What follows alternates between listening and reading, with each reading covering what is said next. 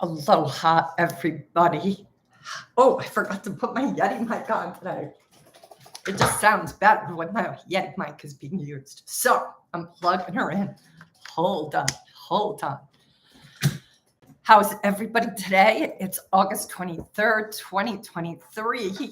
It is a Wednesday. We are almost through August, which I cannot even believe. And next week is my birthday. So I am trying to figure out whether I'm going to be able to pull this off next week or not, but hopefully I will. I just want to talk today a little bit about ego. I thought that would be a really good topic of conversation. And I wanted to talk about the concept of ego. And of course, I'm going to take your questions and do some live coaching right here for anybody who wants it. But one of the things that I, just was thinking of yesterday, just in a couple of things that went down, I just started to really see that I think a lot of traders sometimes, think that the ego sometimes is simply about worrying that you get too big for your britches, or that perhaps ego is about, people who act too confident when they really don't have a right to. And one of the, fallacies to that is that our ego can also, in the reverse, distract us all the time. It can make us think that we aren't enough, that we don't have what it takes. That is the other side of the coin. It's like the coin has a heads and a tail, and the concept of ego and when our ego trips us up is also two-sided. So yes, often we mostly hear people talking about how the ego can make us feel overly confident. Perhaps you have a successful trade, and then you have a tendency to be too confident in the next trade or the trades thereafter. However, this also can show up in the sense of talking you out of opportunities, talking you out of what you actually already have had tested or experienced at knowing about. So I want you to be really careful in general about your ego. And I'm curious, just have a handful of people here right now. If you yourself have bumped into your ego, for the false humility or not enough. Sure, Billy, what's your question? Please let me hear it. So yeah, I'm just curious if anybody's come up against the ego being a problem for them. And if so, how and where are you, potentially getting kind of triggered by it? So Billy, you just have to put your question in the box. Maybe you're writing it out now in the chat box. And as soon as I see it, I'll be happy to answer it. But yeah, that was just something that, I thought was important to put out there. In narrating the book, Think and Grow Rich by Napoleon Hill, he says you must do two things to make money. Write down the amount of money you want. Okay. I'll look for your question. So anyway, I'm just kind of curious what you guys do when you find yourself not confident and or when you turn around and see that you have hubris operating. So Billy, it sounds like, well, look, those two questions from Napoleon Hill: write down the amount of money you want, write down what you're willing to give in return for the money. You don't sell anything, but he didn't say sell. He said, write down what you're willing to give in return. So let's just talk about how a trader answers that question. Here's exactly what you are in service to yourself. You're in service to your own business. You're in service to you being successful at being able to have pattern recognition. So write down what you're willing to give in return for that money. It's your time. It's your attention. It's your pattern recognition. It's your willingness to dedicate lots of time, sweat, and effort to be a trader who is competent. That, yeah, for sure, the 10,000 hours thing. You are providing a service in the sense for the marketplace. You're a participant in the commerce. You're a participant in the market just along with everybody else. That is a service. You're somebody out there wants to buy that which you're selling, and they have a different opinion about where that stock is going, and you have it and you're happy to sell it to them. So that's part of what the business is. But for you to be connected to what you're willing to give to be successful, to make that money, I would get very clear, what is that? Look, it's going to be different for everybody, including those who are entrepreneurs like myself. I have to be willing to do things just like this, right? I'm willing to do this so that it gets all of you more comfortable or connected to what it is I have to offer. So there's a willingness of things you're going to have to give in return for that back and forth. So hopefully that helps you. Yeah.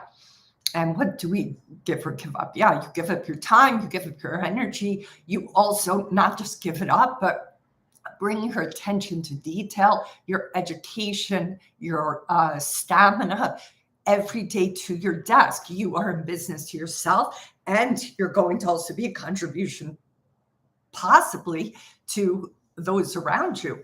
And if you look back at just Adam Smith's book and what he wrote in The Theory of Moral Sentiments and in The Wealth of Nations, he talks at length about the commons. Like we don't expect the butcher or the baker or the candlestick maker, to just give us their creations. We have to give them something in return. So there's always a give and a take. That's just the nature of nature, and it's the nature of the world, certainly the nature of commerce, business, capitalism. So yeah, good. Glad that helps a lot. I'm happy. All right, so we got 9 people here. So please, guys, give me questions. I'm always looking for what you're hoping to find to develop yourself better as a trader, as a person, because how you do one thing is how you do everything. And the places that trading, reflects back to you, your impatience, it reflects back to you again, whether your ego is filled with hubris or not confident enough. The places where the trading reflects back to you, your discomfort with losing. When you win, sometimes for traders, winning and having great success is terrifying to them. It makes them feel incredibly uncomfortable. That is also an indicator to you on the dashboard. When you have a lot of discomfort taking a trade, that is an indicator. We talked, and thanks to you guys last week when we were doing our live coaching here, we were talking at length about how it's an emotional pattern recognition that ultimately you want to develop for yourself. Why? You want to do that because there is this sense of, oh, this is my trigger. This is where I just had a button pushed. Isn't that fascinating? I wonder what's going on for me. That's how I'd like you guys to respond every time you notice that you get triggered. All right, Thomas has a question here. Is there such a thing as a courageous purchase, or is that just a narrative of the ego? That's a really good question. All right, Thomas, where can we get your book? I believe it's waiting to get stocked on Amazon. Thomas, there are no hardcovers left of my book. It's currently, I just have a handful here. These are the last copies that I have, actually. But my book is available on Kindle and it's available on Audible. So hopefully that will do, Thomas. But I'm glad you asked. My book is called Transforming Wall Street. It speaks to the 5 practices. But Thomas, can I encourage you to sign up for the 5 excerpt of my book, which focuses on the 5 practices that, Bill Ackman, Jim Rogers, John Bogle, Oswald Grubel, the former CEO of UBS, and many, many more, 46 other gentlemen and women who worked in finance. The 5 practices that they practice are in the excerpt that I give you when you sign up for Curtin Call. So I hope you'll do that. And if you guys want the link of where to go, I just had it up a minute ago, but I'll give that to you guys too, because ultimately what I'm hoping for is that you guys will begin to practice these 5 practices. These 5 practices are the practices that I use every single day. I know that sounds crazy, guys, but it's the truth. I carry them with me in my heart. They are a huge part of how I live my life because they work. I mean, it's really not fancier than that. They just work. And that's ultimately what I want you guys to be able to have. Tools. This is where you can sign up to get those 5 practices, Thomas. And it's a good chunk excerpt of my book, but you definitely can get my book on Audible or on Kindle. So hopefully you have a Kindle. I like real books myself, Thomas. I don't know about you, but it's I self-published my book, and for me to do another printing, I'd have to probably pre-sell about 600 or 700 copies to make it worth it, because when I print the book, I printed it the first time. It's incredibly expensive to print a hardcover book. So, all right, Thomas. First, Thomas Wolf, let me answer your question. Is there such thing as courageous purchase, or is that just a narrative that the eco?